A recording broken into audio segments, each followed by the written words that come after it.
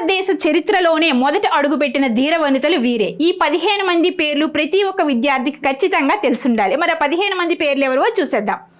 తొలి రాష్ట్రపతి ప్రతిభా పాటిల్, తొలి గిరిజన రాష్ట్రపతి ద్రౌపది ముర్ము, తొలి ప్రధానమంత్రి ఇందిరా గాంధీ, తొలి గవర్నర్ సరోజినీ నాయుడు, తొలి ముఖ్యమంత్రి సుచేతా కృపాలాని, తొలి లోక్సభ స్పీకర్ మీరా కుమారి, తొలి ఐపీఎస్ అధికారి కిరణ్ బేడి, తొలి ఐఏఎస్ అధికారి అన్నం రాజం మల్హోత్రా, తొలి సుప్రీంకోర్టు జడ్జ్ ఫాతిమా బీవి, తొలి హైకోర్టు ప్రధాన న్యాయమూర్తి లీలా సేద్, నోబెల్ పొందిన తొలి మహిళ మదర్ తెరిస్సా, భారతరత్న పొందిన తొలి మహిళ ఇందిరా గాంధీ, తొలి మిస్ వరల్డ్ రీటా ఫారియా, తొలి మిస్ యూనివర్స్ సుస్మితా సేన్, తొలి హ్యూమగా కల్పనా చావ్లా, ఒలింపిక్ పథకం సాధించిన తొలి మహిళ